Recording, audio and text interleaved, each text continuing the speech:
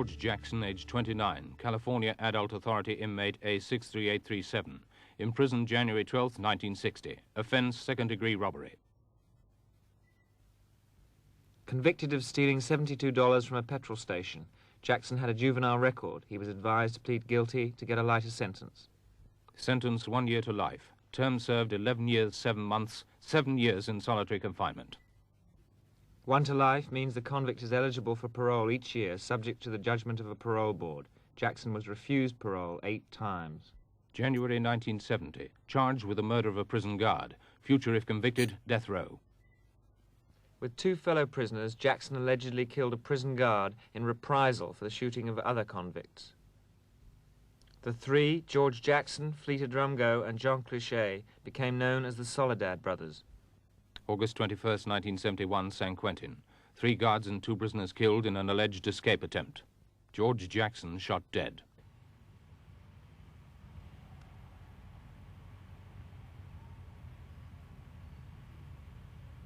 Time seems to be passing much faster these last few months. I wonder where it's running to, what's building.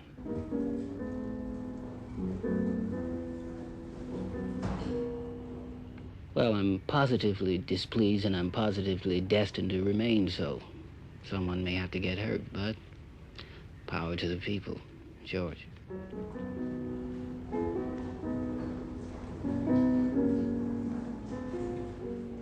Fear, the emotion that stiffens and inhibits the mind of most men, causing them to be incapable of acting in their defense at the moment of trial, is totally lacking in me.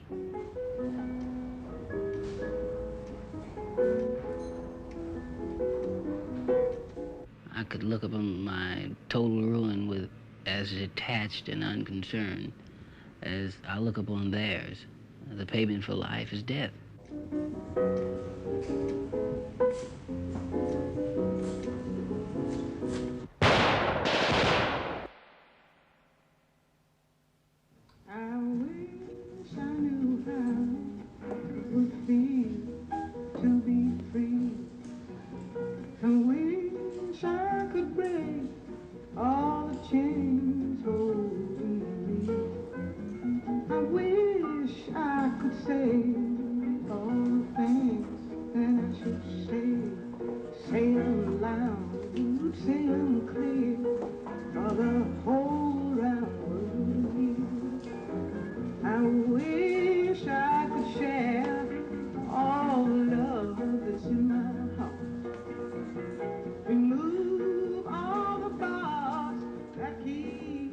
George Jackson went to prison a rebellious 19-year-old black.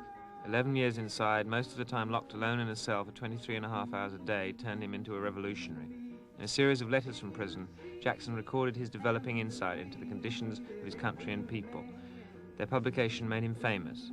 They became a vital text for black revolutionaries in America. Extracts are read during this film by an actor. I've surrendered all hope of happiness for myself in this life to the prospect of effecting some improvement in our circumstances as a whole. I have a plan. I will give and give and give of myself until it proves our making or my end.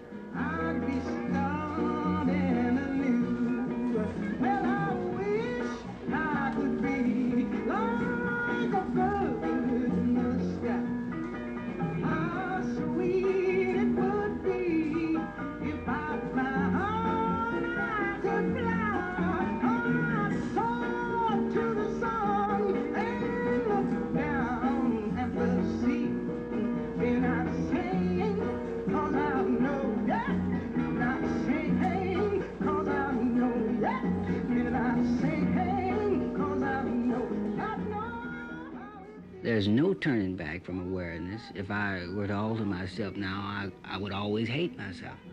I would grow old feeling that I'd failed an obligation and duty that is ours once we become aware. I would die as if most of us blacks have died over the last few centuries without having lived. 18 months before he was killed, George Jackson joined the Black Panther Party, the final stage in his political development. The Black Panther Party is the most militant black revolutionary group in America. a small force of armed and angry blacks dedicated to changing America at whatever cost to white society or to themselves. Imprisonment and death are familiar to them. Most of their leaders, including co-founders Huey Newton and Bobby Seale, have spent long periods in prison. Many of their members are dead. The events surrounding George Jackson's death in San Quentin remain unclear. This film does not attempt to explore them, but the Panthers insist he was murdered by prison guards. Many of the black community cannot accept that such a man would have died in a pointless escape attempt. This film records the mood surrounding his funeral among his own people. For them it was a political event, to be commemorated with music, poetry and speeches.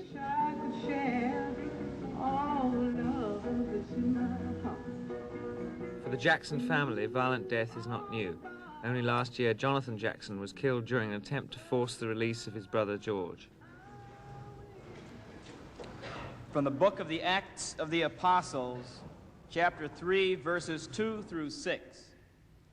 And a certain man, lame from his mother's womb, was carried, whom they laid daily at the gate of the temple, to ask alms of them that entered into the temple, who, seeing Peter and John about to go into the temple, asked for alms. And Peter, looking at him with John, said, Look on us. And the beggar gave heed unto them, expecting to receive something from them. If I leave here alive, I'll leave nothing behind. They never count me among the broken men, but I can't say that I'm normal either. I've been hungry too long. I've gotten angry too often. I've been lied to and insulted to too many times. They've pushed me over the line from which there can be no retreat. I know they won't be satisfied until they push me out of this existence altogether. I can still smile sometimes, but the time, when this thing is all over, I may not be a nice person.